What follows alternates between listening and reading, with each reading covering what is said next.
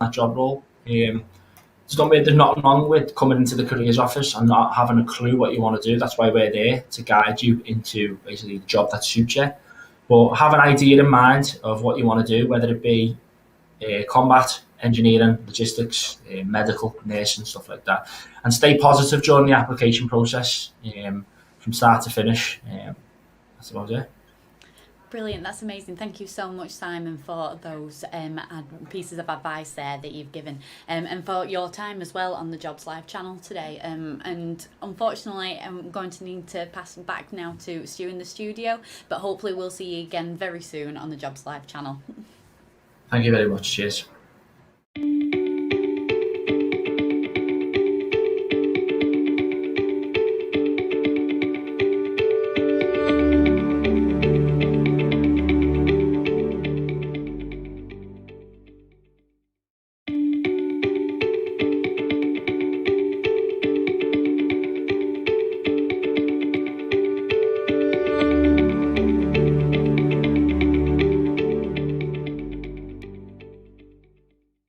Hello everybody, thank you Stuart, and today I've been joined by Irina from Greggs. Hi Irina. Hi, my name is Irina Delika, recruitment advisor at Greggs, and I'm here to tell you a little bit about our business. Whenever I say that I work for Greggs, I can see people start thinking about our retail shops, our staff members baking and selling the famous sausage rolls or vegan sausage rolls, serving customers, or working behind the scenes and preparing fresh sandwiches. And yes, all of that is true, but Greggs is not only about retail shops on a high street, but so much more. Greggs is much loved and trusted brand with a strong heritage. And we have been baking and selling our products for over 80 years now. It all started in 1939 when John Gregg started to deliver fresh eggs and eggs to families of Newcastle. 10 years later, he chained up his bike and opened Greggs of Gosforth, Newcastle, making, baking, and selling fresh bread and tasty treats from his very own shop on the Gosforth High Street. There's still a Greggs there today. Over the years, we opened more shops across the country and looked for ways we could make Greggs even better. And today, we are UK's leading bakery food-on-the-go retailer with over 2,000 shops and 20,000 employees serving millions of customers each week. At Greggs, we have big plans for the future and big opportunities available today. With ambition to grow over 2,500 shops nationwide and ownership of our supply chain, we are in a unique position to make high quality, freshly prepared food accessible to everyone. Ownership of our supply chain means that we can make great, freshly prepared food accessible to everyone at great values in an extremely competitive marketplace. By managing our own logistic operations, we can remain focused on the customer, delivering what our shops and customer needs. So, could you tell us where are you based? Sure.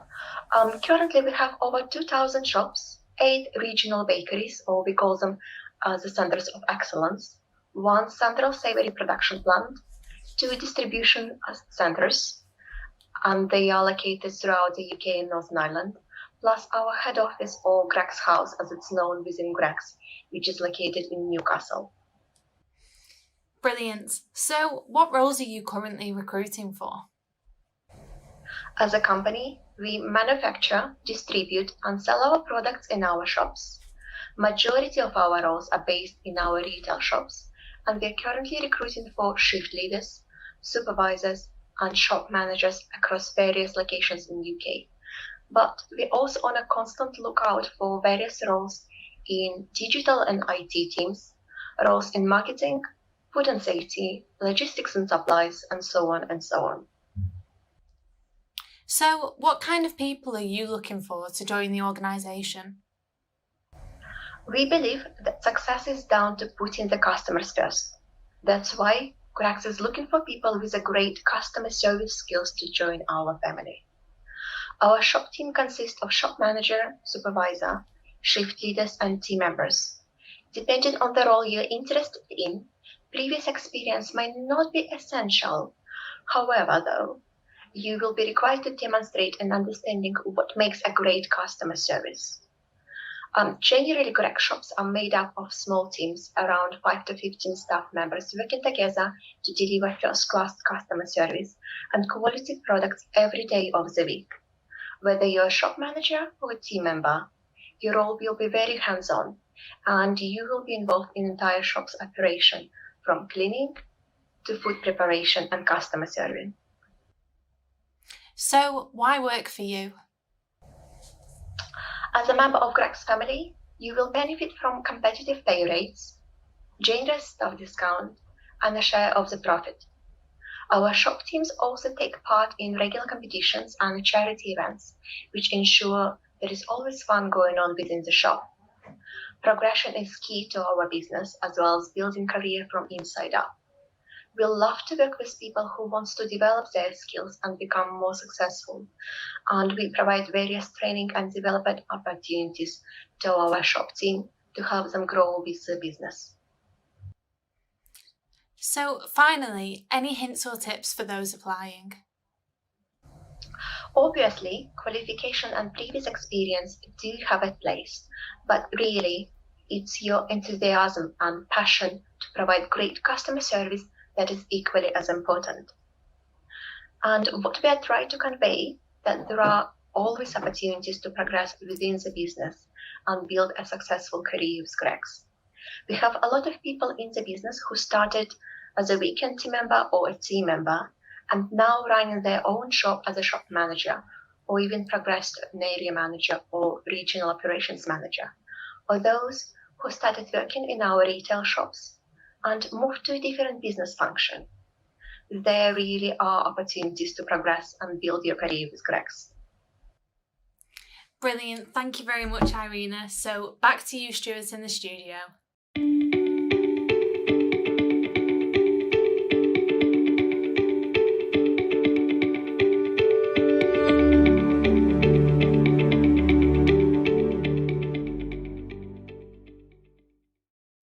So I've now been joined by Alice from Rossendale Trust. Hi, Alice. Hi.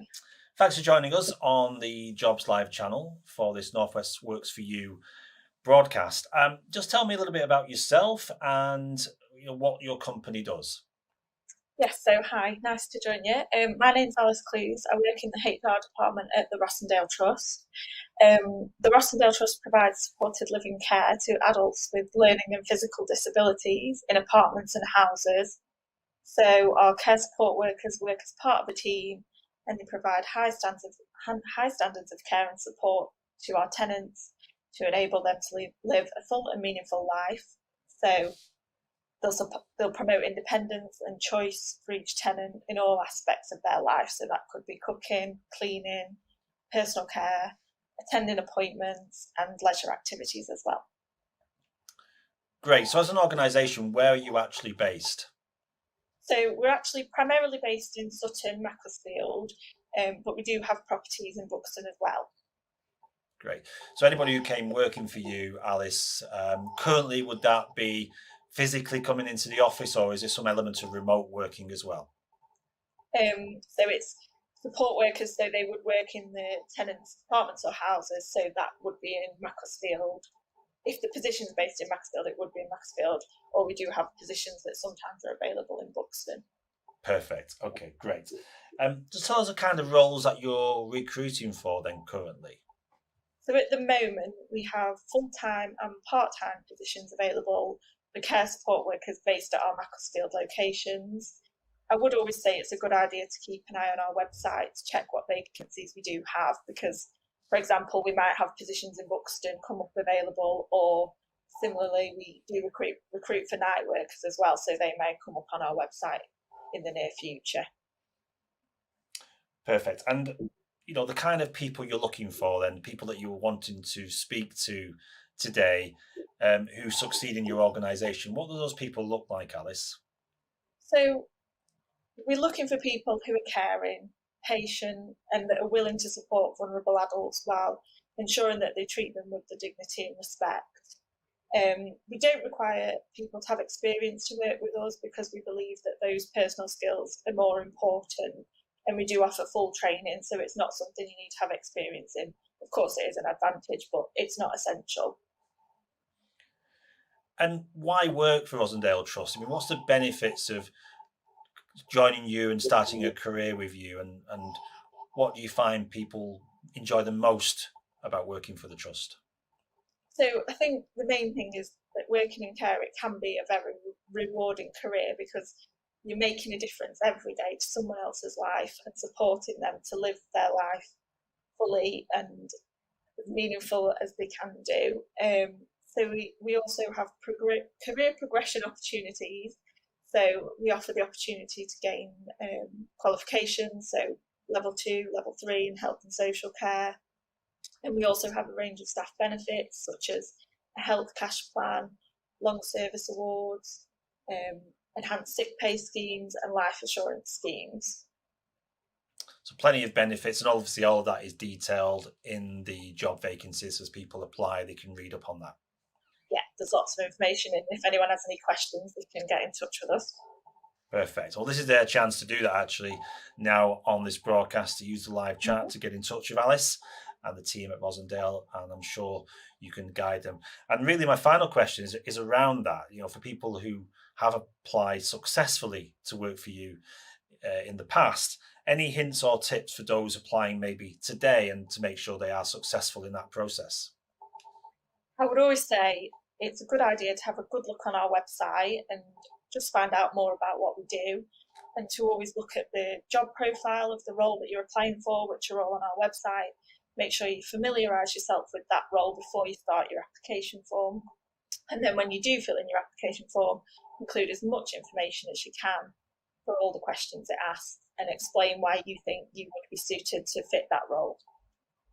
Great. And in the current climate, I mean, are you doing lots of interviews online, on Zoom or on Teams? Sometimes we do have interviews online, yes, but we do occasionally have interviews in person, obviously social distance and everything, because our care staff are still in work at the moment, being key workers, so they are, all the precautions in place as well.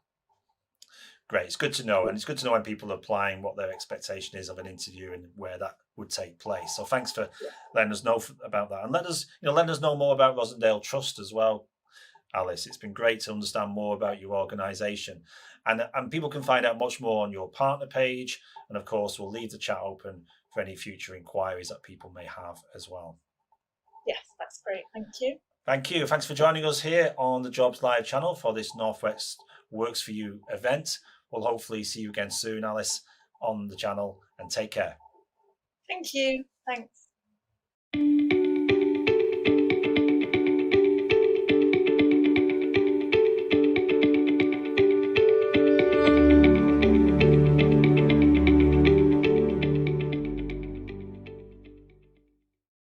Thanks, Stuart. So today I have been joined by Scott Austin from Apprentify.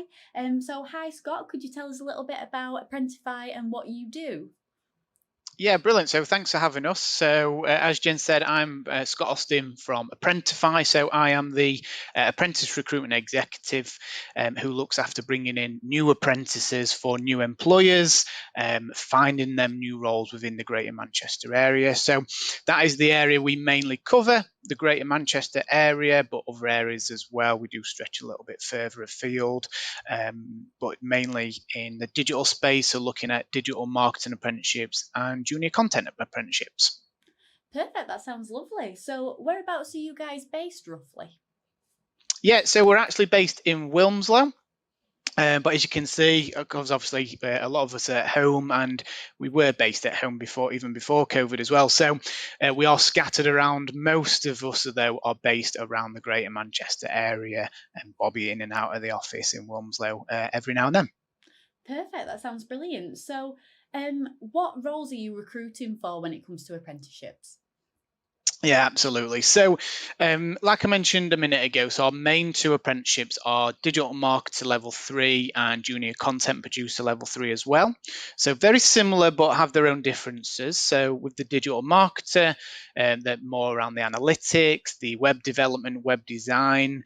With the junior content producer, it's exactly what it says on the tin. So very much creating content, videography, photography, that sort of thing as well. So the roles change slightly depending on the company. So obviously, if you're working for a big company, you might be working for tasks in-house, or a smaller kind of client, a smaller digital agency. You may be working with different clients, looking at email campaigns, web development, content writing.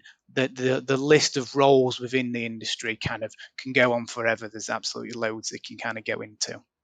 Perfect, brilliant. So, what kind of people are you looking for to join those apprenticeships that you line up for? Yeah, absolutely. So apprenticeships are open now for anyone aged 16 and above. So anyone who's kind of finished their GCSEs or come out of A levels and colleges, or have come out of universities, and older as well. I see all sorts of clients, all sort of ages. And employers are looking for different things. Some are looking for that more raw talent so they can mold into the perfect kind of employee. Some are looking for that more experienced candidate, a little bit more life experience, a little bit more kind of can hit the ground running with a little bit of experience like they've already gained.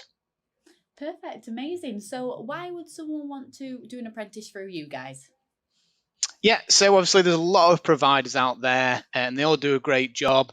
We are different slightly to those because, as well as the apprenticeship standard, we also offer additional training towards the end of the apprenticeship, what we call Path to Mastery. So this is additional training that you can get qualifications in, whether that be web design or paid search, whatever it is you may want to go down and get additional qualifications and training in. We can do that with apprentices towards the end of the apprenticeship to give them that little bit extra. Perfect, that's amazing, and sounds like such a good opportunity as well, as you said, that little bit extra. So, do you have any hints or tips for those that might apply for an apprenticeship through you? Yeah, definitely. So as you can imagine, I see hundreds of applications coming through week in, week out. So my advice would be to obviously get creative with your CV. It's a creative sort of industry, this. There's lots of free templates out there on things like Microsoft Word. The basics, make sure your spelling and your grammar's correct, but also tailor it to the industry and the job role that you're wanting to kind of go for as well. Make sure your relevant skills are on there. And if you do have a portfolio, links to your kind of social medias, then do put them on there as well. Now, if you don't have a portfolio, go and create one. It really does help sell yourself within this industry to employers and recruiters like myself, to give you that kind of edge above you, ahead of your peers. Amazing. Well, thank you so much, Scott, for that advice there. But also thank you for your time today. Unfortunately, that's the end of today's interview. However, I'm sure we'll see you again very soon on the Jobs Live channel. Thanks again. No, thank you. But now it's back to Stu in the studio.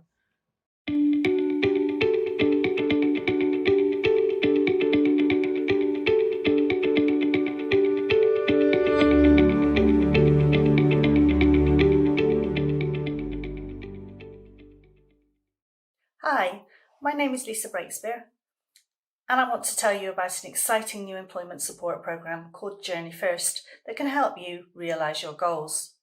So what is Journey First? The key focus of this programme is on the journey you will take. The Journey First programme provides intensive one-to-one support for young people and adults across Cheshire and Warrington, helping them to overcome barriers and reach their goals, whether that be support with job search, employment, or access to further education or training.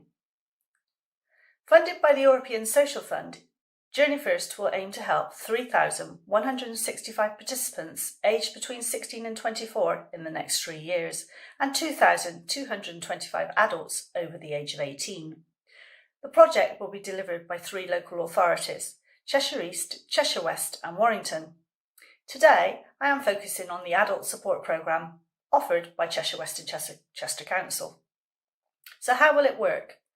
Journey First will provide each beneficiary with their own employment support officer who will work with you to identify and provide personalised one-to-one support, helping to navigate the whole journey to work. Our employment support officers will work with you to identify all the barriers that may be preventing you from progressing into training and employment, and agree a plan of action and support to move forward. The programme will not judge you or impose actions on you.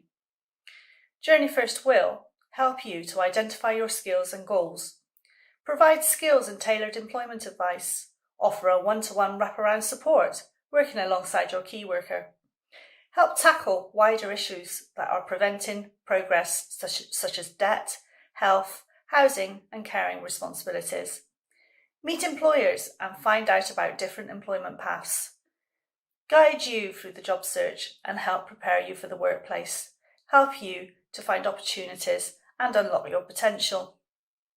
So who is eligible for the support? Our Journey First project will support adults 18 and over who have been unemployed for over 6 months and or have a range of other barriers to employment, such as physical or learning disabilities, or other complex needs, including mental health conditions or other barriers that are preventing progression into employment. So how do you refer into the programme? Participants will be identified primarily through existing support teams and will be referred directly through a number of referral partners.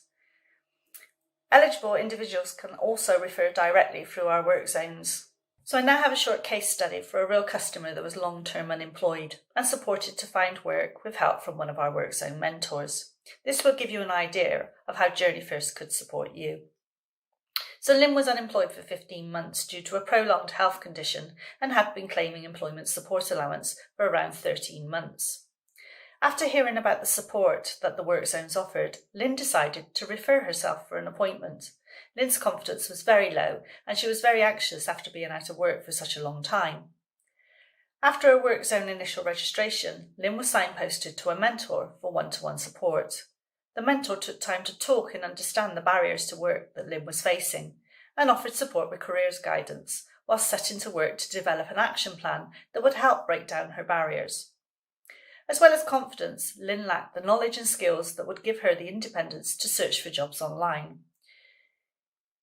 In time, Lynn went on to attend several courses to address her confidence, such as work clubs, employability courses, well-being and an IT skills course, where she achieved an award in digital skills. Lynn's confidence started to grow with each barrier that she overcame. The WorkZone mentor continued to support Lynn with creating a CV and cover letters, and also helped with applications for jobs.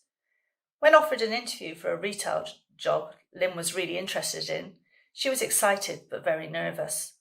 Over the next week, the mentor provided support with mock interviews to prepare Lynn for her meeting with the employer.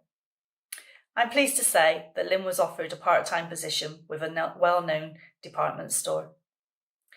So if you think Journey First might be the programme to support you, please get in contact with us for a discussion and we can talk to you about what's on offer. Please contact Stuart Peach, who's our Customer Progression Officer for Journey First. Stuart can be contacted on stuart.peach@cheshireWesternchester.gov.uk. Alternatively, you can give Stuart a call on 07827 835 011. Thank you.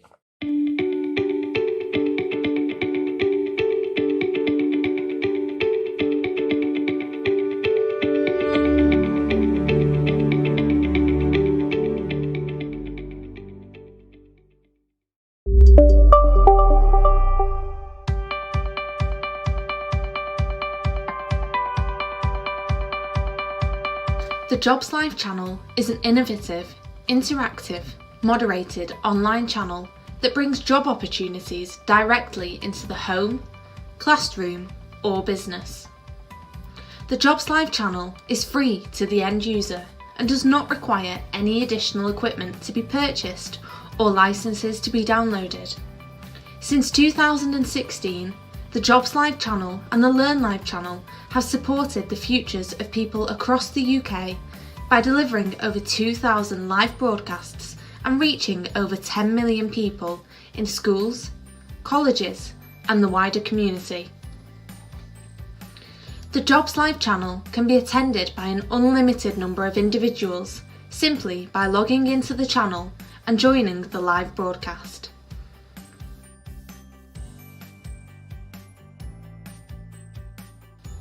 The broadcasts can be customised to showcase an organisation's vacancies and profile, provide live video feeds and live jobs, and have a running commentary from our studios to review the latest job opportunities available across the UK. The Jobs Live channel is a partnership with businesses and the DWP and works continuously to link job seekers to employers and educate them about the types of companies available within the economy. The channel is already working successfully with companies like Balfour Beatty, Network Rail, the NHS, alongside hundreds of businesses supported by the local economic partnerships. Individuals and employees are encouraged to ask questions during the broadcasts via the channel's moderated live chat facility directly to the Jobs Live channel partners. The Jobs Live channel can offer you the following: a channel which gives employers and partners the opportunities to promote and discuss their current vacancies to a captive audience of job seekers. Dedicated channel pages for your business to host video content both live and on demand. An innovative, moderated live chat facility on your channel page to provide real-time interaction between customers and businesses. Fully searchable live jobs applet for customers to locate the latest vacancies and watch videos from employers discussing the roles available.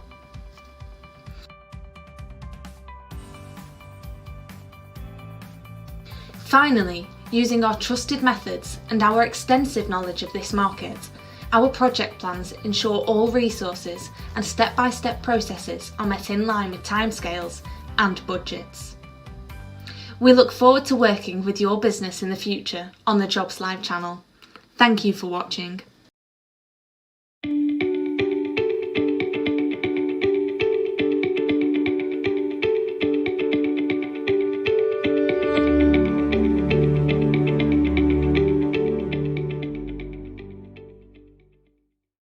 Okay, welcome back to the Jobs Live channel. As you know, we're actually today helping you find work, and we're doing that through this Northwest Works For You event, and we're meeting different businesses from across the region who've got vacancies right now to help you back into employment, or maybe give you a career change or get you to return to work after a while away from the workplace.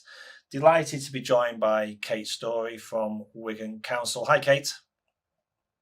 Hello, good morning. Hi, thanks so much for joining us here on the Jobs Live channel for this really special event. As you know, we've been on all day talking to people across the region. We've got fantastic vacancies to help people who are looking for work. Can I just ask you first, what does you do? What's your council's responsibility for the region? Well, I work for Wigan Council, as you mentioned, and a lot of people have got the perception that councils look after our bins and look after our people, but there's so much more to us than that. We've got different departments representing all sorts of different professions, different levels. So we've got planning, we've got environment, we've got social care. So for those people that want to get themselves involved with other people, we've got customer services. So if you don't want that actual personal contact, there's the contact over the telephone. We've got PR, and we've got roles such as mine in HR as well. So a whole range of, like you say, a whole range of different jobs there, which may be different to the perception, as you say, as to what people see and think of when they think of councils in general. You say you're based obviously in Wigan, but are you based all in one office, or are you spread around the town? No, we represent the borough and are actually out and about throughout the whole entire borough, from Wigan through Leigh, through Tyldesley, Atherton, literally, you could be based anywhere across the borough when you come and work for the council. Great. And you already given us a range there of different positions, different areas you can work for the council. But what kind of jobs are you recruiting for right now? Right now, we've got some adult support workers, so helping support those individuals that can't be independent or alone. We've got some hub key workers, so supporting our children that need some help within their arena. We've got roles within education, so lunchtime assistants, and we're gearing up for a future 50 apprenticeships over in our Places Directorate. So watch this space for those roles to be announced in the next couple of months. Sounds brilliant, Kate. And obviously, you will have, I'm suspecting, a careers page or a jobs vacancy page on the Wigan Council website. Is that the best place to start if you're looking for these vacancies? I would say go to greater.jobs, because that's where we advertise all our vacancies. So that's a collaboration of all local authorities across Greater Manchester, and it's where is our touch point. You can sign up for job alerts. If you can't find something that tickles your fancy today, you can still sign up for the areas that you are interested in, so that you're the first to hear about when those jobs go live. So that's greater.jobs, and we will put up the link to that in the live jobs feed during the course of today. So thanks for sharing that, Kate. The people who then work for you at the council, you've obviously seen your fair share of CVs, applications, I guess, over the years. You know, what sort of people do you think are most successful when they join you? What sort of attitude or what skill set do they tend to have that makes them successful when they come to work for you? When you're working for the council, tenacity is a good thing. We have 3 behaviours that we really seek out in all our applicants, which is be positive, be accountable, and be courageous. So we want people that are coming on board to help and support our residents in whatever area they're working in the council. And I know it sounds an obvious question, but why work for Wigan Council? What do you offer people who come to work for you? It is a great organisation. Clearly, it's local authority, so there's all sorts of different pathways. The amount of people that start off in one particular area and then take a sidestep and go and work somewhere else that have actually come up through our grassroots, through our apprenticeship schemes, and hit the top. So it is a bit of a political beast. I'm not going to hide away from that in certain areas, but it is a great company, an organisation to actually support your communities and do the right thing by our communities and work for the best of the best, really. We were Council of the Year in 2019. We've got great rewards. We've got a great work-life balance. You can probably see that I'm working from home right now. Yes, some of that has been COVID-induced, but we're looking at ways to help people be flexible as well in their approach to work going forward, so we can capitalise on some of the good things that have actually come out of COVID. Brilliant. And obviously you say there things have changed and people are working from home, but that will probably continue in some shape or form. So great if you're embracing that as a council. Finally, I just wanted to ask you, for people who are applying maybe on the back of this or have seen something about any role today, you know, you as a HR manager, you know, again, you've seen a lot of people who've been successful, but you've been also quite frustrated, I guess, when you see a potential candidate who's not quite hit the mark with what their application needs to say or do. What hints and tips can you give people applying for any role today to make their application stand out? I would say make sure that you are yourself, that you're true to yourself on your application. Make sure that your skills stand out, and that's not necessarily your actual qualifications, but what skills have you got? You might have been a stay-at-home mum, but actually your multitasking will have shot through the roof whilst you've been at home. Make sure that you link through some of your real-life examples to what you're actually doing and how that can take you through to being a great employee. And when you get there and get that interview, relax and be yourself. We don't want to see a potted version of you. We want the real you and bring you the whole you to that particular application process. Great advice, Kate, and thanks so much for that, and also for your support of the Northwest Works for You event, which is taking place this week, and hopefully we'll get some vacancies filled for you on the back of this event as well.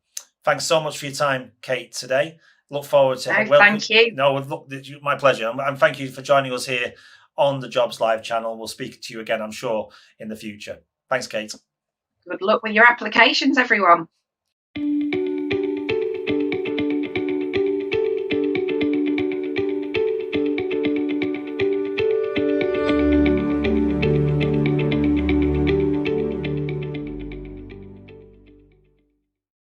Capita is what we call a BPO, a business process outsourcing organisation, and it's one of the largest in the UK. We currently have around about 60,000 employees globally, although the bulk of those guys are based in the UK, around 45,000 people.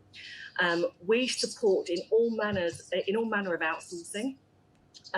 Across primarily the customer service space, which is why we're talking today. We manage multiple call centre locations across the UK and Ireland, and typically these sorts of outsources include mostly client-facing activity, supporting the likes of telecoms, utilities, retail, government, and anything that these guys need in order to support their clients at the other end of the process. Perfect, that sounds lovely. So could you tell us whereabouts you guys are based? So the company as a whole is based in the UK and mentioned offices globally as well. But for the purpose of today, we are supporting roles that we are recruiting for primarily in Prestonbrook and Manchester, although we also do have offices around the area in both Darwin and Bootle.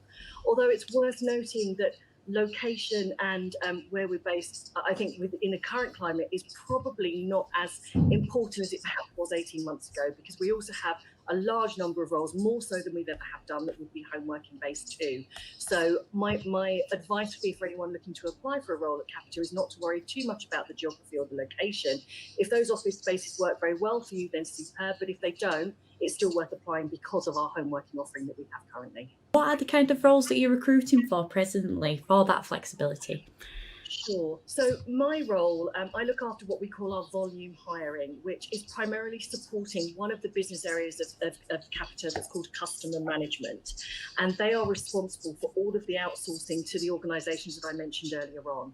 So typically we recruit for the same skill set on a regular basis, and it's often call centre advisors, sales and collections advisors, customer management, operational support officers, field monitoring roles. It tends to be anything that is very call centre based, that is supporting queries and concerns that come in from the customers of our customers. Perfect, that sounds lovely. So what kind of people are you looking for to, one, fill that type of role, and also your organisation? I think I'm very passionate about working for Capita. I think it's a great organisation to work for. And what we're looking for is somebody that brings that enthusiasm with them too. I think customer centricity is at the heart of everything that we do. So somebody that is organised, resilient, a fabulous listener, has a huge amount of empathy and understanding, and is generally solutions focused. In a call centre, in any given day, the queries that a person can look after can vary dramatically. Some of them can be quite emotional, some of them very positive. At times it's fair to say that we get the odd disgruntled customer. So the resilience piece is key, but somebody that's really solution driven, that wants to be able to help a client from the beginning of their problem through to the resolution, is somebody that would work very well for us. The customer centricity piece is the piece that I can't emphasise enough. Perfect, that sounds amazing. So why would someone want to come and work at Capita and work for you? Sure, I think there are a number of reasons. So as an organisation, over the last couple of years, we have been evolving. We've been on a path of transition. And I think it's clear that we have looked at simplification and really trying to make things better, both for our colleagues and for our customer base. And I think because of that, we were able to adapt so well to the first UK lockdown and to the second thereafter. Well, that sounds just amazing and a great place to work. So, do you have any hints or tips for anybody that might be wanting to apply today? I think my biggest hint would be don't worry or don't be concerned if you don't have a lengthy call centre background. For us, we are really we really want to attract people with the right behaviours rather than a typical skill set. It's all around, like I said earlier on, about supporting the customer. And if you're able to demonstrate throughout the assessment process that you have that level of dedication, solution driven, then you'll fare well through the process. So don't worry if you don't have the skill set that you think is required to do the role. We will provide the training that's necessary and the upskilling that you would need in order to do the role effectively.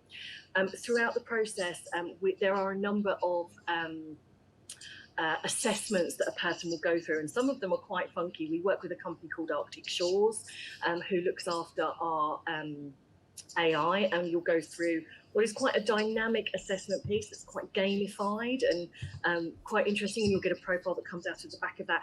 And that assessment allows us to assess your behaviours and your fit for our culture and our values, as opposed to looking at your core capabilities, which is secondary for us. So my view would be, if you feel like you are passionate about customer services, you're goal oriented, and you like the idea of problem solving, then Capita would be a fabulous organisation for you to work with. And like I say, if that fits your brief, apply. You wouldn't be, there'd be a myriad of opportunities available to you. Amazing. Well, thank you so much, Tanya, for your time today. But unfortunately, that is all. Well, hopefully we'll be able to see you again on the Jobs Live channel very soon. But unfortunately for now, I must pass now back to Stuart. But thank you so much again. Thank you very much.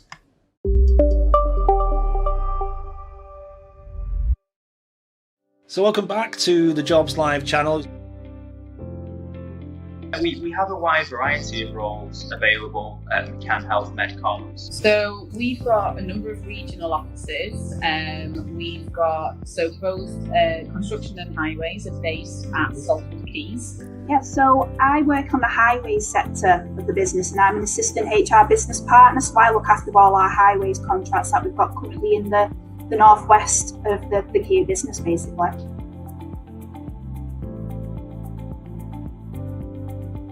And we're going to speak to Amanda from Stockport Homes. Get yourself a really good quality professional email address. It really is much more important than you think. Make sure that your person spec at the top absolutely matches the job that you're going for. The role profile that you've been asked to meet should absolutely come through in the person spec at the top, so that an employer very quickly can say, right, okay, you're ideal. From Wigan through Lee, through Tilsley, Atherton, literally you could be based anywhere across the borough when you come and work for the council. From Cumbria, which is the most northerly point, is up towards Carlisle, right down to the southern point of Cheshire. So much interaction on the chats, so many people getting in touch. So thank you for that, and thank you for those employers who are signposting people to various websites and giving them advice about applying for work. We're currently recruiting for care workers. We actually have 30 current vacancies in this area at the moment. So that would be obviously community carers, but there is opportunity to do other things, mainly going on to be a senior carer, or eventually coming in and working in the offices with me and the rest of our team within the office. It's so exciting. There's a job for everybody, I do believe. We have people working obviously on site in trade positions, and then obviously back office staff, support staff, HR, recruitment, you name it, there's a job. We are now looking for another 300 individuals to work as traffic management operatives. So that includes trainee opportunities and qualified operatives and foremen into the business. That's a shift paid role. But we also have then additional management opportunities for contracts managers and operations managers. See you again soon here on the Jobs Live channel. Take care.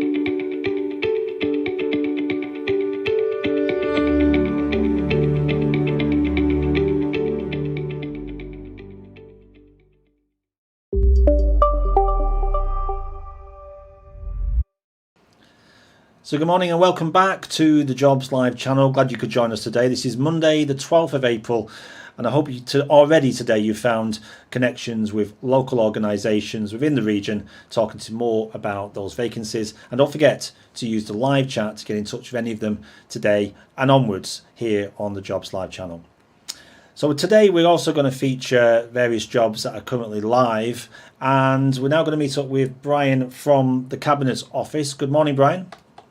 Good morning. Hello. Thanks so much for joining us here on the Jobs Live channel. I know you've got a number of vacancies that you currently have within the civil service, including across the Northwest region as well. But can you just tell us a little bit about your role there within the Cabinet Office, please? Right, so I am the product manager of the Civil Service Careers website. So basically, just in a nutshell, the Civil Service Careers website is the attraction and marketing portal for careers.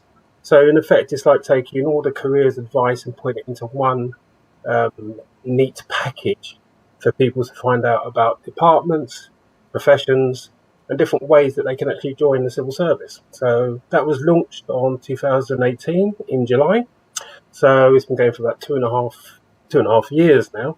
And basically it covers the whole spectrum of careers, and obviously that hands off to jobs within the civil service.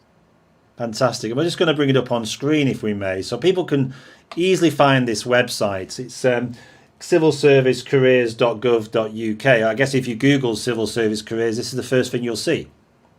Well, not really, because actually my sibling teams or colleagues have got there before me. So civil service jobs has been running for the past 10 years. So that comes up as the first result when you Google civil service. Second result is civilservice.gov, which is basically the front page of the civil service on gov.uk.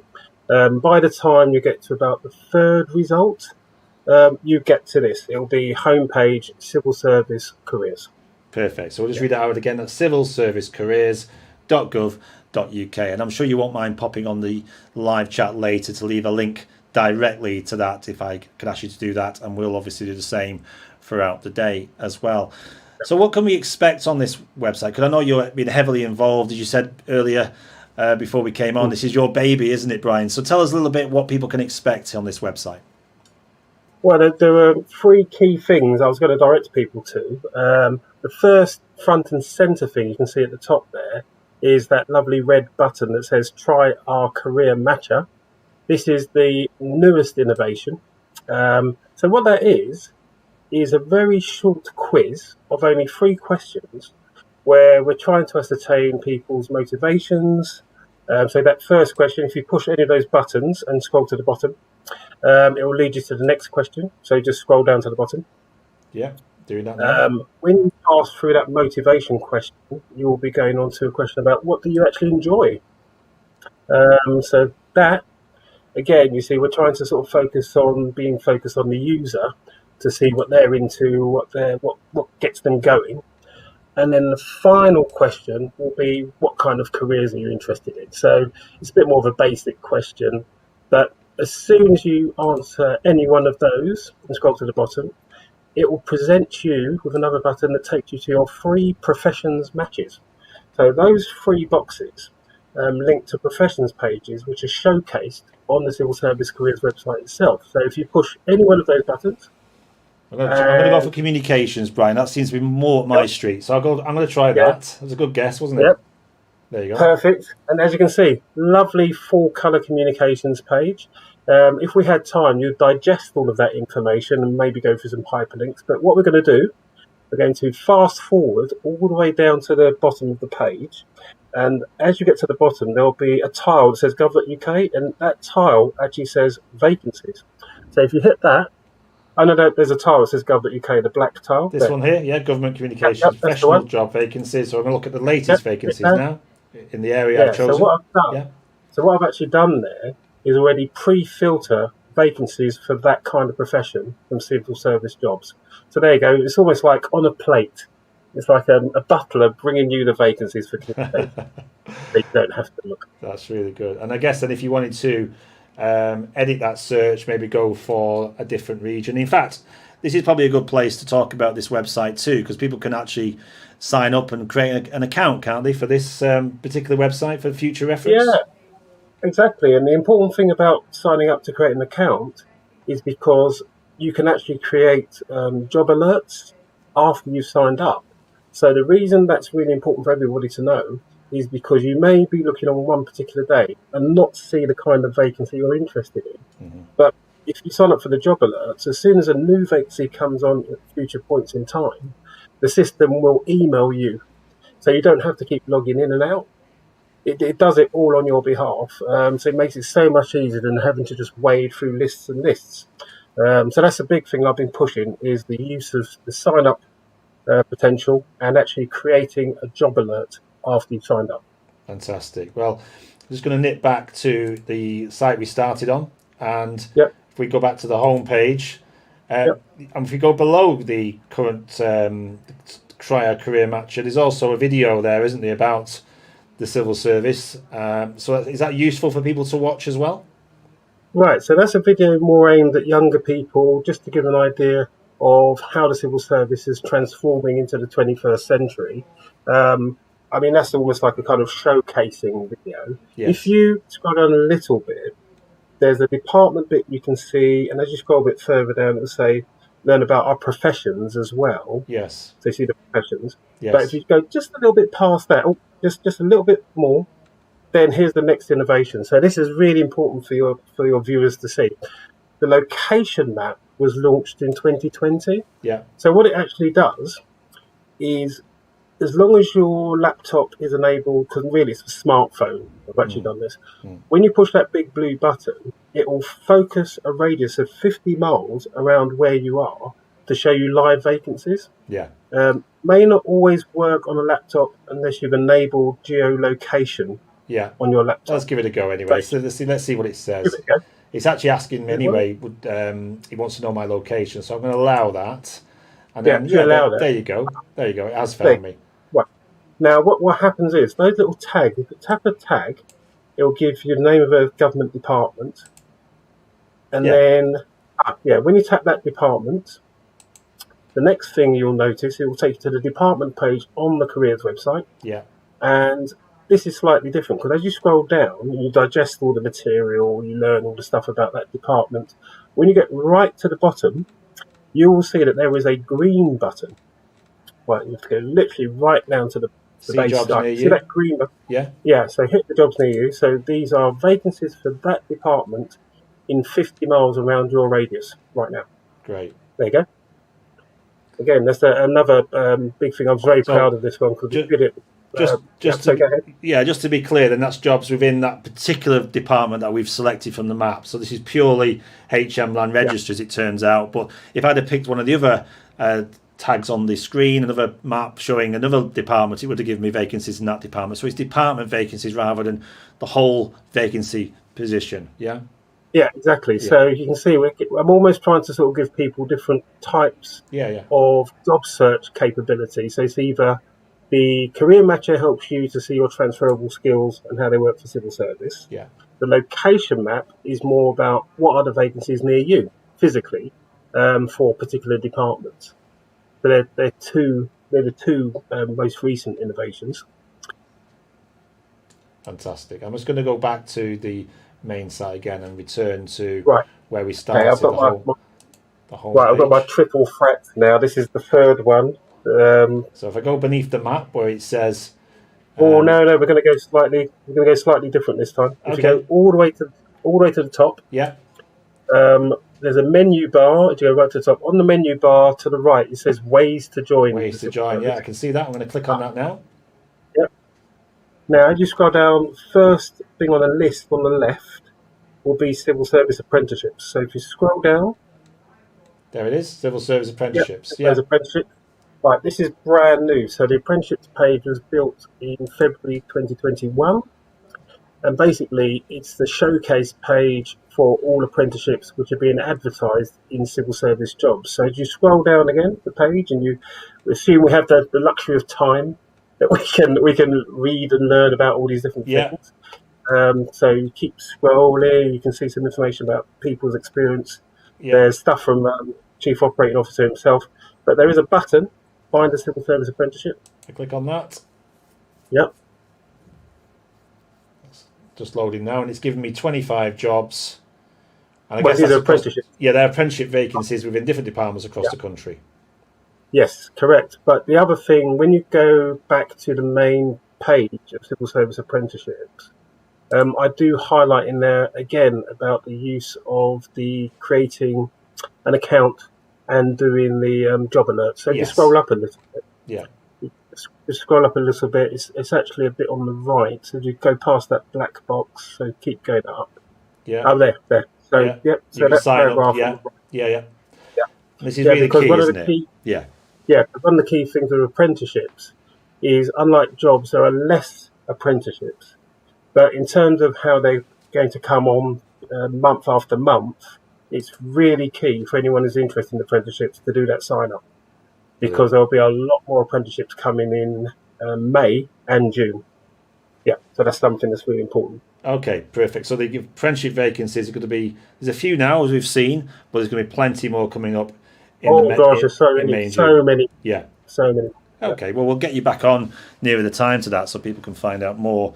But that was really good. That was really useful. Thank you, Brian. We're going to chat to you now directly about what people can do and really what kind of people you're looking for, if we may. So we thank you for sharing the websites with us, and they're really useful. And we will obviously send some links out via the live chat for people to get hold of that information. But what kind of people are you looking for to join the civil service, do you think? What sort of personality traits or soft skills do you think makes a success within the civil service for an individual? Well, this is quite an interesting thing, because obviously there's a lot of myths and stereotypes around the civil service that, what we're trying to do is actually debunk those myths and overcome those stereotypes. So the key thing is, in a nutshell, we're looking for everybody. The civil service should be actively representing the people that it serves.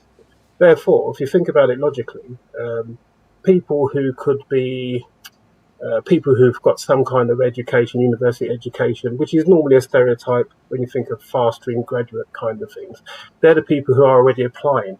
However, we also need people who've got real life skills. So one of the key things that happened in the last couple of years, we piloted a returnship program for people who may have had more experience in the workplace, had been out of the workplace because of domestic commitments.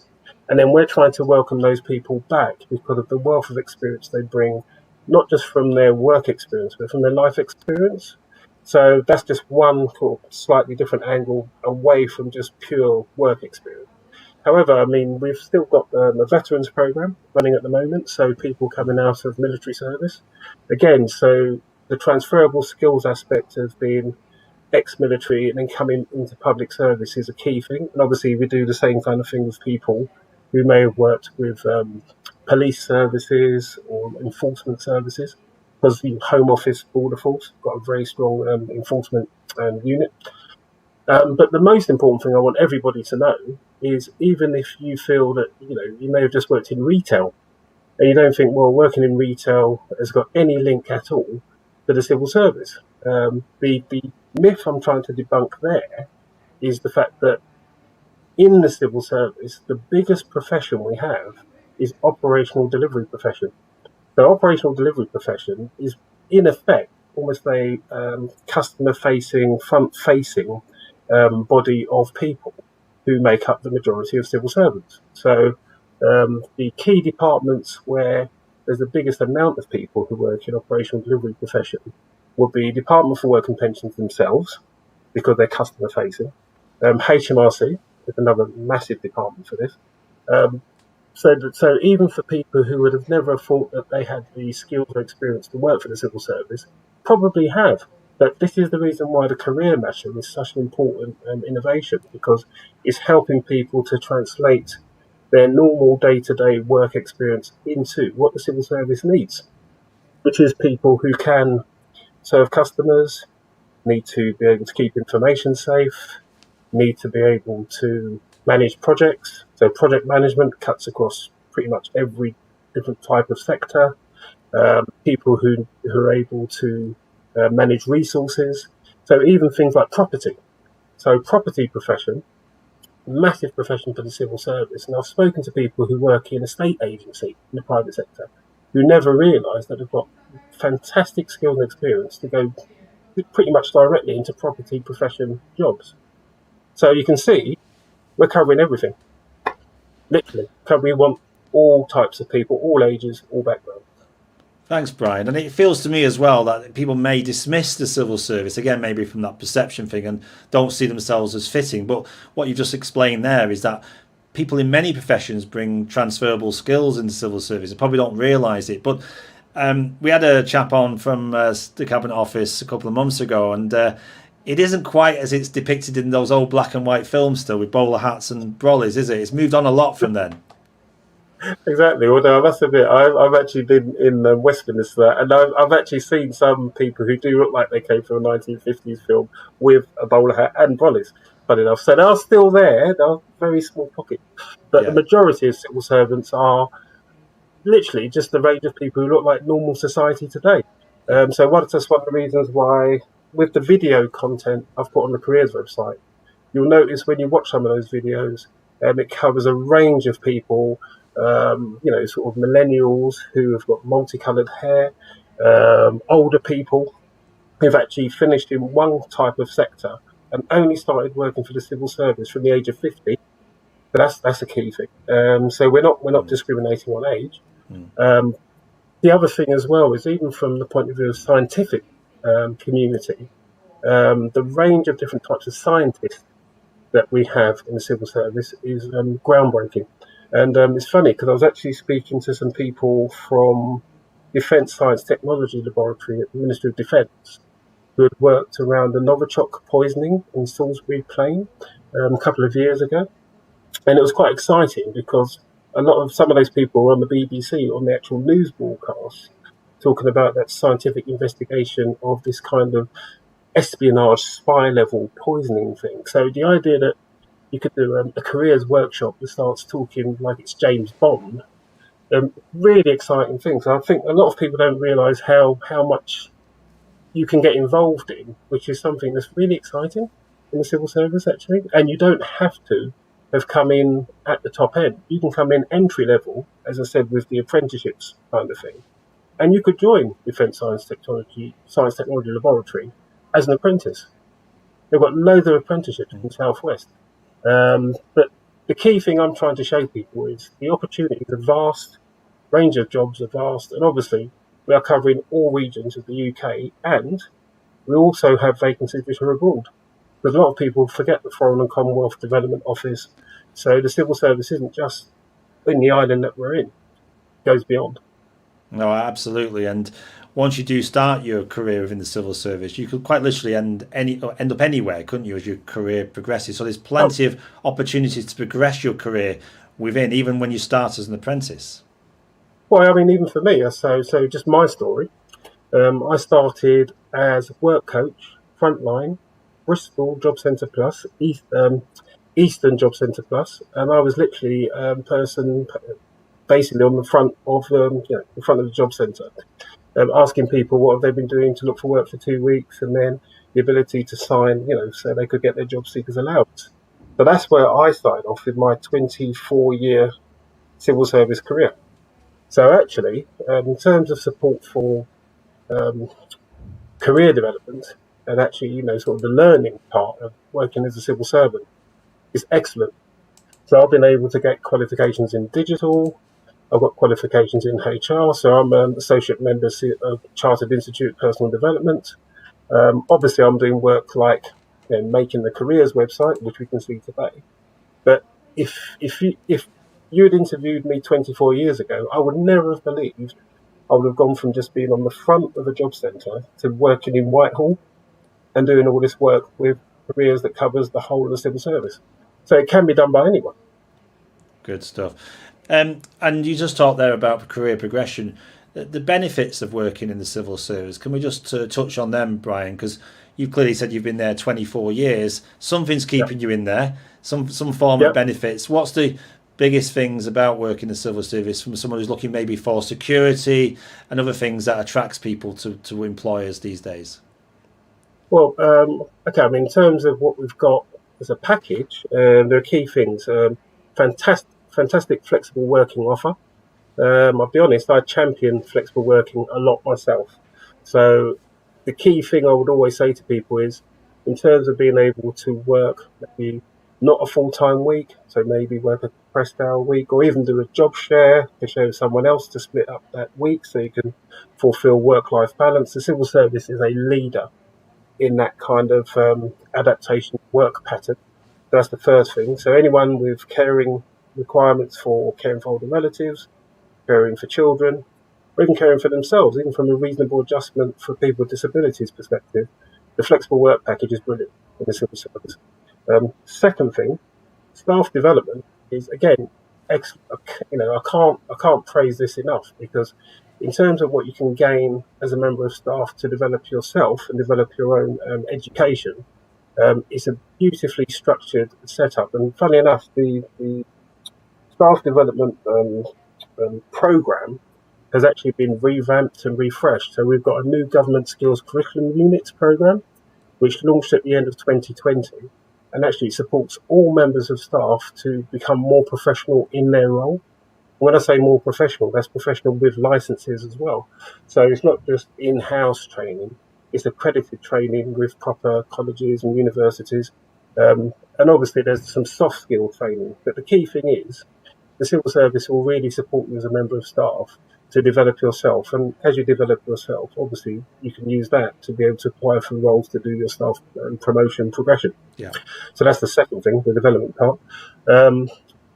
Got to mention the pension. I'll be honest, historically, there was always the thing about civil servants having great pensions. So we do have a very good pension. So that's there. And the last thing I've got to say, which is a really important thing, which is societal impact. So the greatest thing in the civil service is you can contribute to things which make a massive difference in the UK. And if you think about what we've had with COVID-19, so I worked with loads of colleagues who have helped with the response to COVID-19 in the last year. Obviously, before that, there were the colleagues working on Brexit. So again, that was the big ticket thing. Climate change is another thing. So we've got loads of colleagues working on the climate change agenda. But in terms of even just national security stuff, so again, sounds a bit James Bond, but there is a way for you to really make an impact on things that make a difference to all of us. And there's not many organisations that you can work in that do that, really. So, yeah.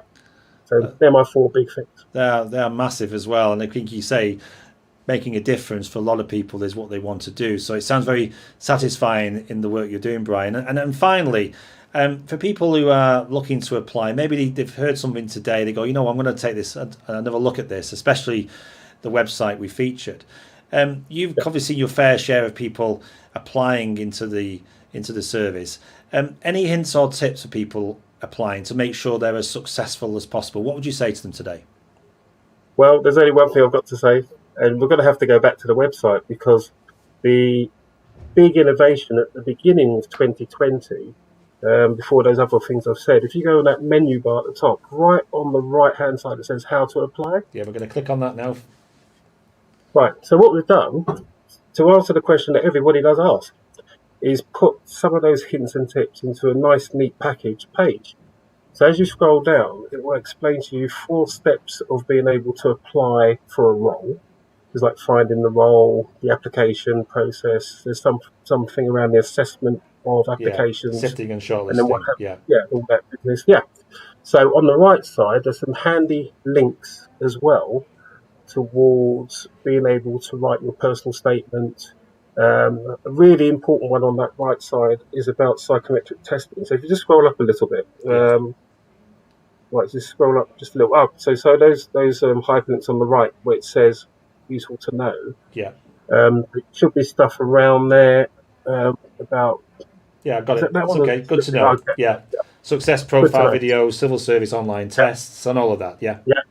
Right. So the civil service online test bit is a really rich page where you can actually practice doing online tests before you even take a real online test. So I'd always recommend people definitely look at that, because it's one of the hardest things to get your head around. That's why that hyperlink's in there, and obviously the ability to prepare for interviews is really important. Yeah. But yeah, so I hope that page actually answers pretty much most people's questions around how do I get my head around the application process itself, because it is quite a rigorous application process, as you'd expect. But we are trying to give as much support as possible. The success profile link, if you scroll up a little bit, there should be a link to a video on the right. Yeah, there is there. Yeah, success profiles video. Yeah. Right, that's a 7-minute video that takes you through the whole sequence of civil service success profile process. I'll just pause that there, but that takes you to YouTube, and it's information for candidates applying to work in the civil service. So that's really valuable video, isn't it? People can watch. Yep. And what we'll do is we'll post that video as well on the Jobs Live channel, so people can find it on the channel as well, because that could be where their journey could start, couldn't it? Yeah, exactly. And we use success profiles for all applications for the whole of the civil service. Brilliant. So yeah, fantastic. Well, listen, this has been more than helpful, because not only have you given us your insight into working in the civil service, Brian, but you've also given us some really useful resources today on where people can find not just the jobs, but how to apply into them. And I mean, for a lot of people as well, this year has been challenging, hasn't it, to say the least. I mean, how have you had to adapt? Just finally, how have you had to adapt to that time when it comes to working practices and maybe remote working? Has that affected you as well? Well, it's a difficult one because I work in a digital team. I've been working on a multitude of digital communication platforms for the past 7 years. So ironically, working from home for me is quite bread and butter. And then working with things like Zoom, Microsoft Teams, Google Meets, WhatsApps, it's always been something that I do as a member of a bigger digital team anyway, and it's the thing that I promote for other people to do. So the biggest thing for me is getting other people to be more comfortable in using it, who are not digital people.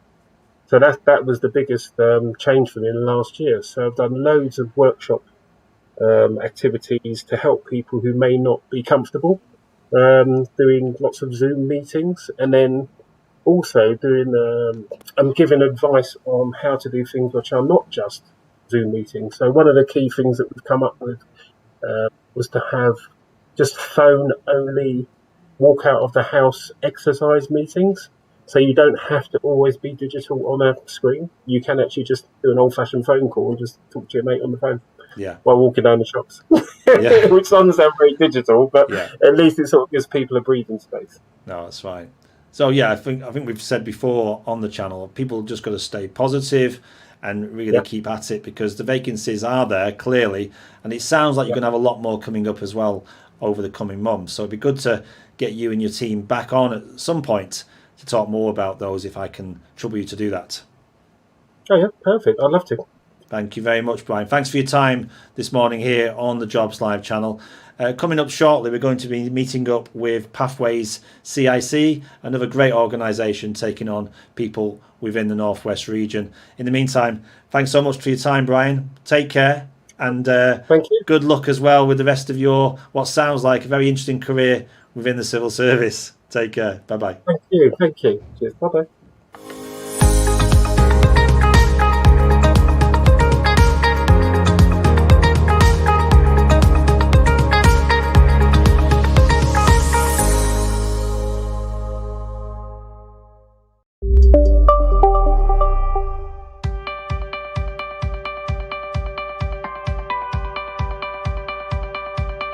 The Jobs Live channel is an innovative, interactive, moderated online channel that brings job opportunities directly into the home, classroom, or business.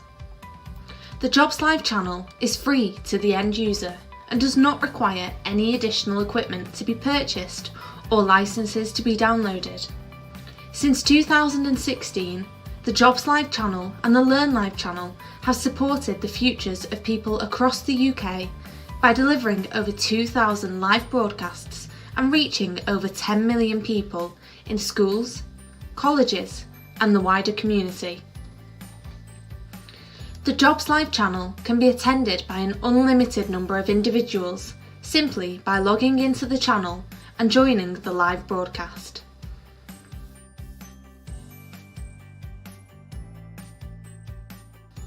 The broadcasts can be customised to showcase an organisation's vacancies and profile, provide live video feeds and live jobs, and have a running commentary from our studios to review the latest job opportunities available across the UK.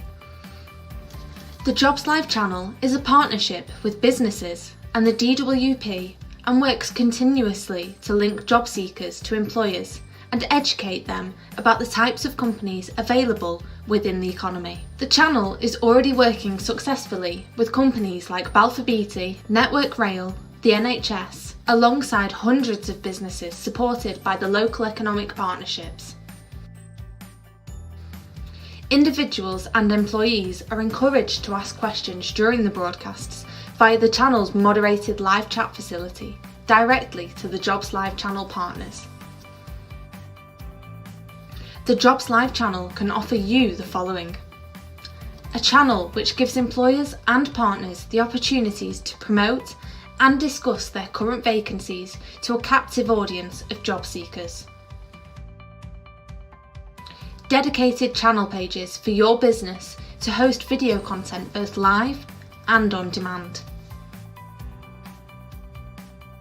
An innovative, moderated live chat facility on your channel page to provide real-time interaction between customers and businesses.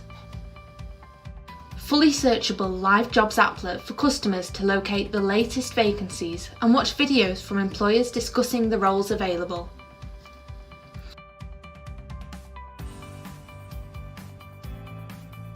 Finally, using our trusted methods and our extensive knowledge of this market, our project plans ensure all resources and step-by-step processes are met in line with timescales and budgets.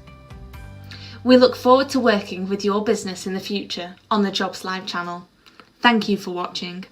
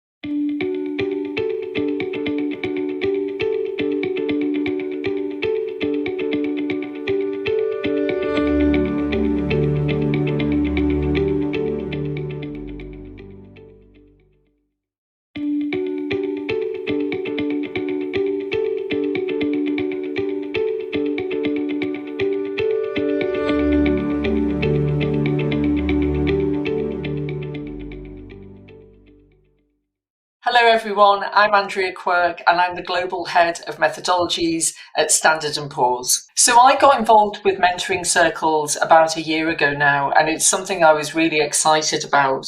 The success, I think, has been beneficial not only for the people who've been involved in those sessions, but also for me as an employer and somebody who is, always looking at candidates and thinking about what the needs of our business are.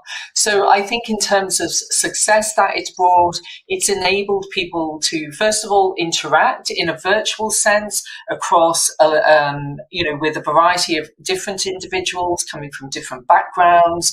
They're able to listen in, think about people's different experiences, which I think has been invaluable. I think the other benefit as well, and the other success that we've seen, is that it's given me an opportunity and my organisation an opportunity to share with the candidates my experiences of what we're looking for when we're hiring people, the types of things that people should be thinking about in interviews, things around, how they should try and plan for success and how they should position themselves. Also, other things around thinking about what they should be thinking about in their CV and how they should really be thinking about their personal brand when they're looking for job opportunities. So given the type of organisation that I work for, which really spans across a variety of different roles, a variety of different roles with different capabilities, whether it's in the data space, the technology space, the analytics space, the sales space, we're able to share with the candidates and with the people involved in mentoring circles our experience, and hopefully that sets them up for success when they're thinking about their next job opportunity.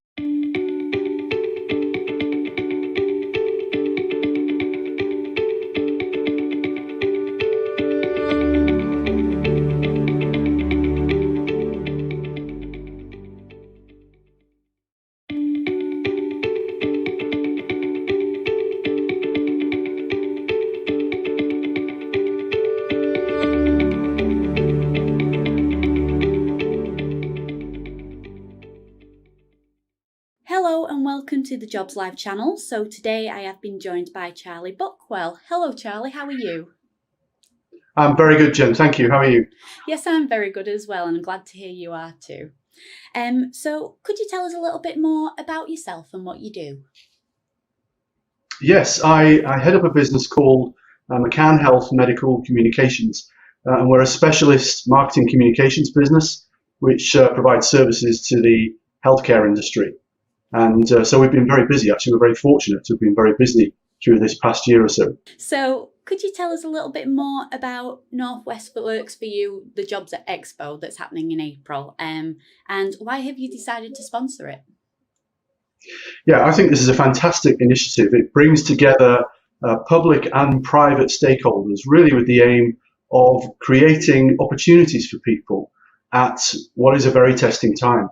And so it's also a fresh approach, which I think brings together different stakeholders with people who might not otherwise find a way to connect with those companies that are getting involved in this project. So I think it's really exciting and at the right time. That's brilliant. So what would you say is maybe different about this particular Jobs Expo event, and what is McCann Healthcare's involvement within that? Well, first of all, what's different is we're asking companies to make a pledge for roles that they will make available specifically in the Northwest, and particularly in terms of the early career pathways and early career opportunities they might have. And in that process, to also think about how they find opportunities for people that they might not otherwise consider. And so we're really focusing on life skills, if you like, as much as we are on qualifications and what people can bring to the table that might be a bit different, and how we then support those people into those jobs and careers through the interview process, but also then what happens after they start in those jobs. And so it's different from that perspective.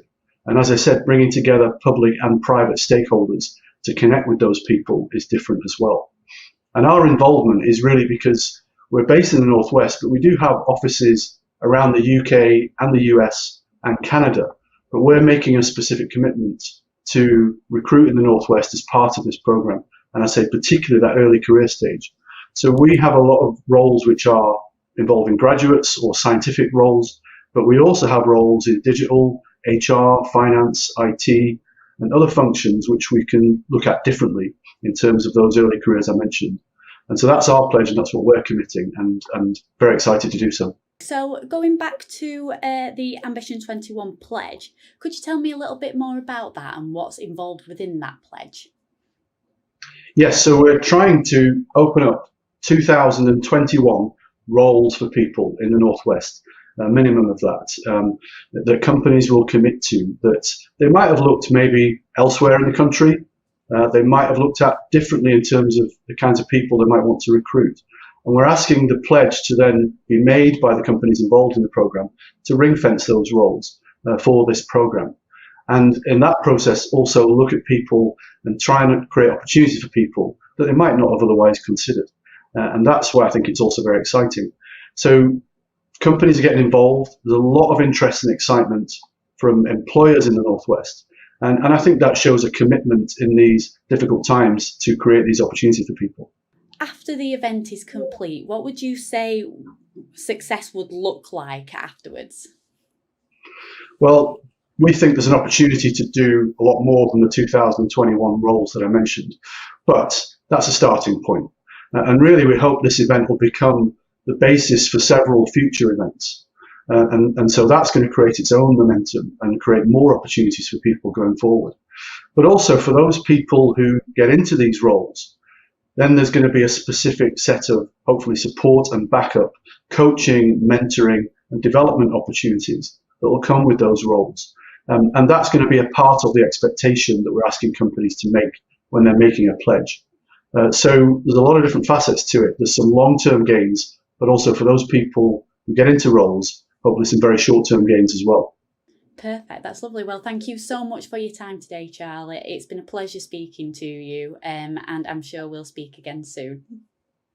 Thank you, Jen. Great to speak with you too.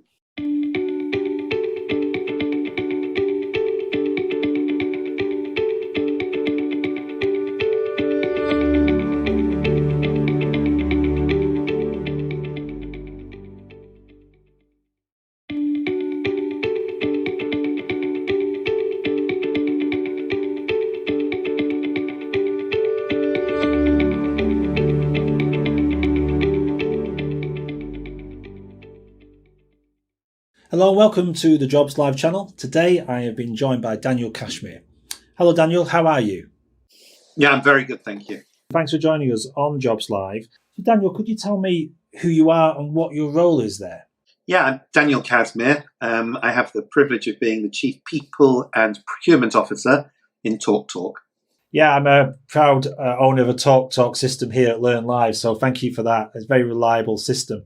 And I suppose you're looking for particular type of people as well to join your organisation. I had a conversation with one of your colleagues, Emma, recently, and she was saying the type of person you're looking for. But maybe you could just tell us a little bit about the kind of people that you attract at TalkTalk. Yeah, so we're looking for people who work in different sectors. Could be technology, could be commercial, could be marketing. All sorts of different areas. We're quite a young, quite innovative, quite a dynamic company. So we're looking for people who have got can be entrepreneurial, who've got good ideas, can be innovative, and want to come and work in a progressive culture, in a progressive business that's doing a product, which is supplying a product to people, which has really been sort of incredibly important during this whole COVID pandemic. Thank you. And what can you tell us about the Northwest Works for You Jobs Expo in April, and why have TalkTalk decided to sponsor it? Well, I think it's just I think that as a corporate citizen with its headquarters in Salford in Manchester, we just look around and we sort of just see the constant stories of businesses and the volume of people being unemployed, etc. And we thought it would be really good to try and bring together some of the leading employers across the Northwest and see what we could do collectively in terms of providing opportunities for people who have fallen on hard times and want to get back into the workplace. And we felt that if we brought a bunch of employers together, we thought that actually good things could come out of that. And we're very excited that this conference will allow us to do that. That's great. And what's different about this Job Expo event to maybe others that you've got involved with, especially before COVID? Well, I think we've asked everybody who's going to be able to participate to come along with with an open mind and an open door in terms of opportunities that they can offer to people. So we've put this pledge system in place, and some organisations, it may be relatively modest numbers now. They may grow as the economy starts to pick up after this dreadful thing has gone away. But we've asked people to come along and be action oriented, and let's see if we can give people an opportunity. Also, can you tell me about the Ambition 21 pledge? I mean, people may have heard of that. What does it actually mean for TalkTalk? So we've asked organisations to come along, to be open-minded about opportunities, thinking about opportunities perhaps for long-term unemployed people, etc., And, Ambition 21 is all about creating real life opportunities for people who have maybe been out of the workplace for a while. And let's see what we can do in terms of helping people with smooth processes, processes that are easy and accessible. And I think where this is different from other sort of stuff, this is not a talking shop. This is a place for action. This is a place for opportunity. And we hope people are going to find it exciting. We hope that quite a number of people are going to find it rewarding in terms of being able to provide a proper, substantial job at the end of it. And what do you think success will look like following the Jobs Expo? What do you think success will look like for Talk Talk, and what do you like to see happening in the future? I think that, all organisations are interested in finding talent, because that's the breath. Talent is the oxygen that feeds the breath that keeps organisations going. And I think that this expo is going to give us access to people who we wouldn't normally bump into, and will bump into, and we're going to find some talented people who are going to come along and work for us. And I think that we're all going to be better off as a result of it. So I think success means that we meet people from different backgrounds, diverse candidates, and I think we do some dancing, and I think we come up with some good results. And do you think people have a different view as well of the different roles within Talk Talk? Because I suspect they see it in one way, maybe, of what you do, supplying broadband, but there's a whole raft of different jobs you offer. Do you think there's a chance that people may find out more about you as well? Yeah, I think it'd be a great opportunity for us to showcase what we're all about, who we are, what we do, what our values are, what our ambitions are, the technology that we use now, the technology that we hope to use in the future, and just give people a sense of what we are. Because, even if there's, not as many jobs as we'd like to offer people right now, as we grow, as the economy picks up, etc., it'll be great to stay in touch with people and let people know about opportunities as they present themselves. Thank you very much, Daniel. Look forward to seeing you back here on the Jobs Live channel very soon. Thank you very, very much. Take care.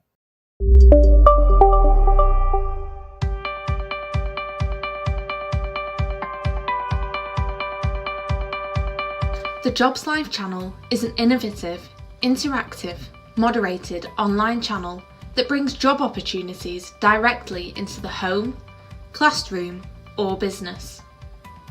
The Jobs Live channel is free to the end user and does not require any additional equipment to be purchased or licenses to be downloaded. Since 2016, the Jobs Live channel and the Learn Live channel have supported the futures of people across the UK by delivering over 2,000 live broadcasts and reaching over 10 million people in schools, colleges, and the wider community. The Jobs Live channel can be attended by an unlimited number of individuals simply by logging into the channel and joining the live broadcast.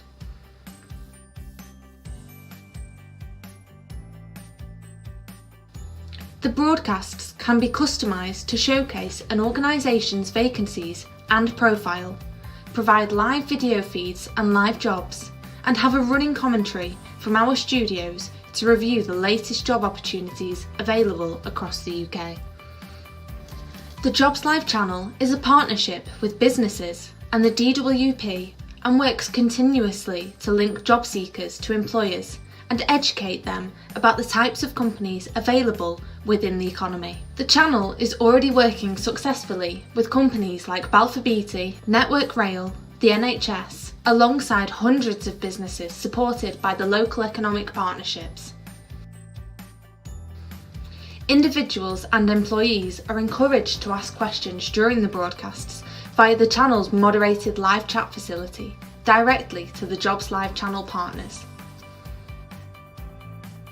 The Jobs Live channel can offer you the following: a channel which gives employers and partners the opportunities to promote and discuss their current vacancies to a captive audience of job seekers. Dedicated channel pages for your business to host video content both live and on demand.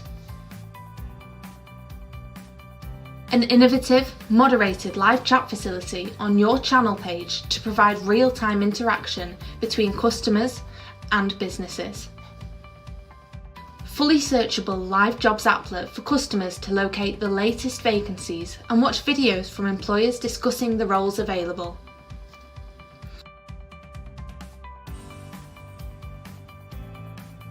Finally, using our trusted methods and our extensive knowledge of this market, our project plans ensure all resources and step-by-step processes are met in line with timescales and budgets.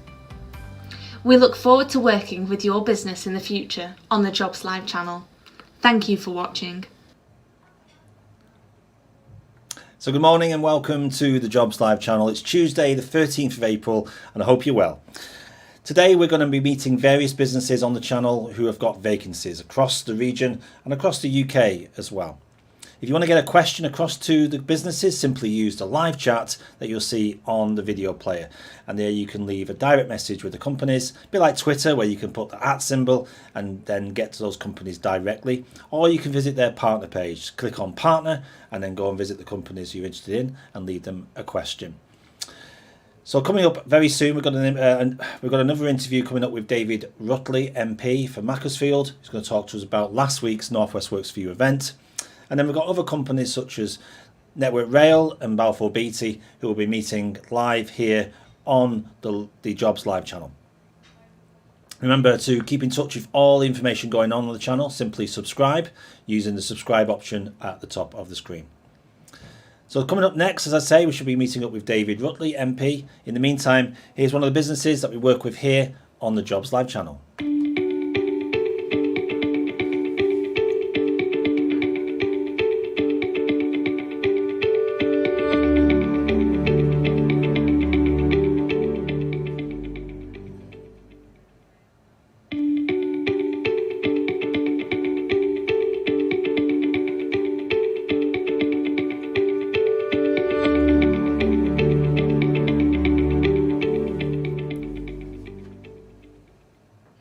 Sam Ankers, the team manager in the Cared For and Care Leaver service, and I support the Care Leaver service, which is a team that supports around 300 young people, not only across Cheshire East but across the UK as a whole.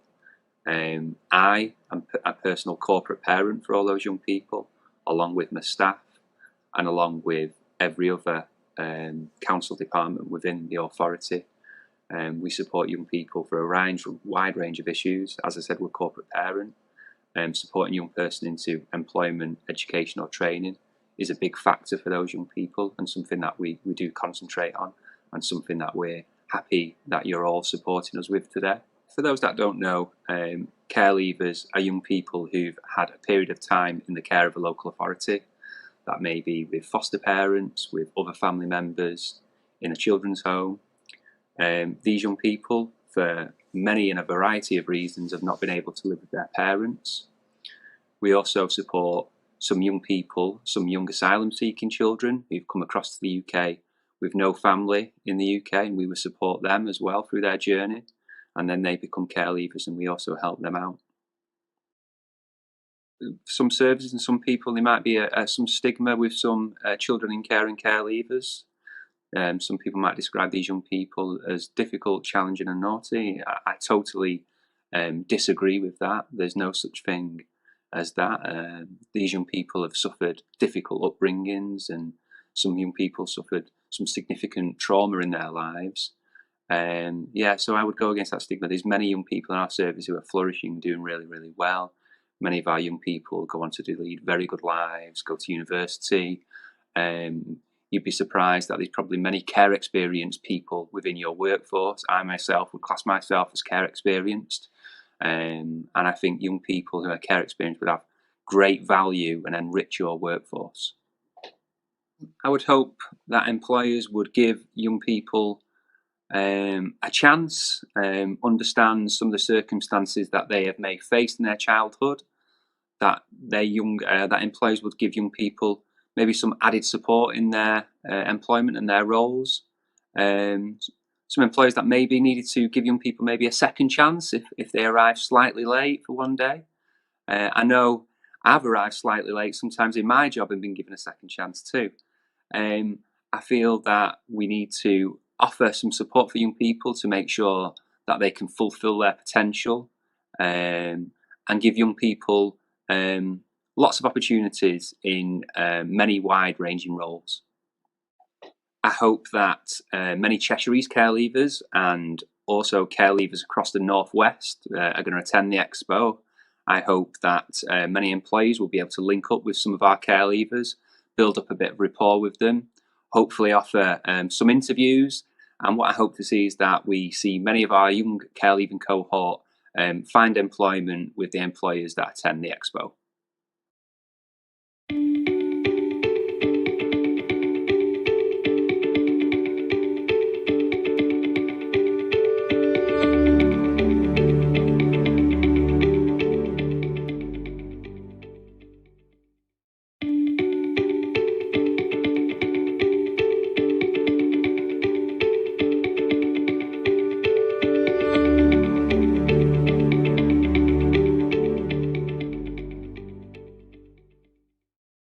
Yes, hello everybody. It's good to meet you.